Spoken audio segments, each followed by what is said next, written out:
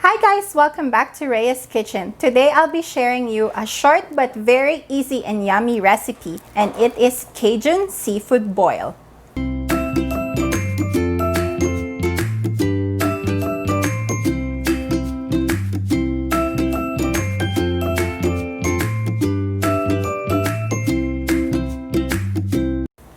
Happy Canada Day everyone! And since Canada Day magsa-celebrate tayo, at ang pagsa-celebrate natin ay ang pagkain ng Cajun seafood boil. At ipapakita ko sa inyo kung paano gawin itong quick and easy recipe.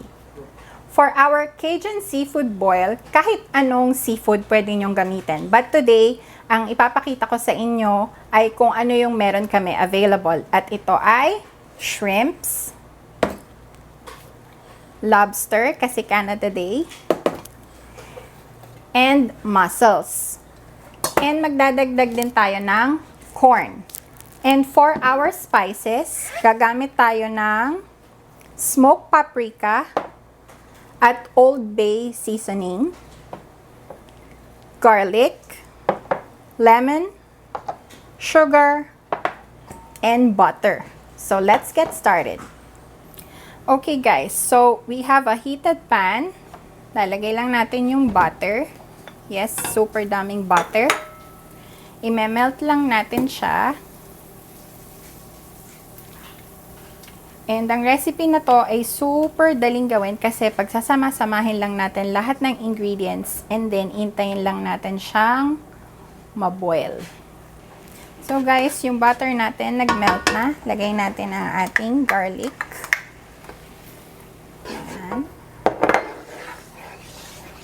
Layin lang natin mga 10 seconds hanggang manuot yung ating garlic sa ating butter.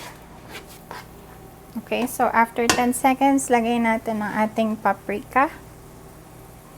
Guys, ang measurements nga pala ng mga seasoning and ingredients nyo ay depende kung gaano karami ang gagamitin yung seafood. So, ilalagay ko lang yung ingredients na gagamitin nyo. Kayo nang bahalang magtimpla sa description box below. So, this is Old Bay seasoning. Ito yung magbibigay ng kick at flavoring sa ating seafood. So, halo lang. And then, maglalagay na tayo ng ating lemon. And sugar. So, ayan. Halo-halo lang natin. Lagyan natin ng konting Old Bay seasoning. Okay.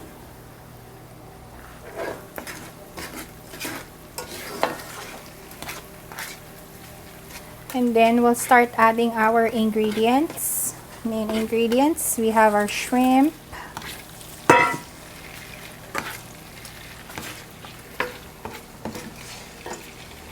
Okay, halo-halo lang. And then our mussels.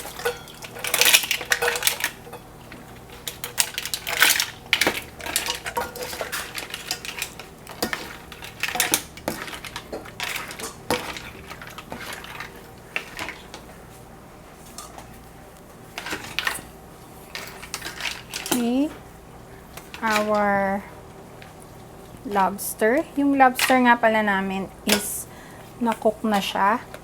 So, lalagyan na lang natin siya ng spice. Ayan. So, halo-halo lang.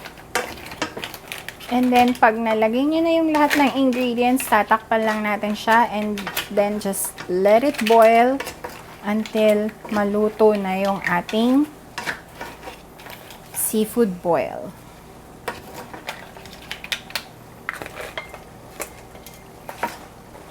Okay guys, in-add ko na rin yung corn sa ibabaw. So, ihahalo ko lang siya para ma-incorporate yung mga flavors sa ilalim. Pag feeling nyo na medyo natutuyo yung inyong sauce, you can add lemon soda or Sprite para mas lumasa at para hindi matuyo yung inyong sauce. Guys, ready na ang ating seafood boil. Plate lang natin and then titikman na natin. Okay guys, ready na ang ating Cajun seafood boil. And ito na siya. Woohoo! Usok-usok pa. So guys, tikman na natin. Isahan natin sa mussel. And meron nga pala akong dipping sauce na ginawa. This is just butter and lemon. So, yan.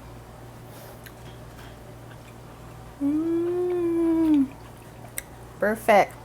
Tikman natin yung corn. Init.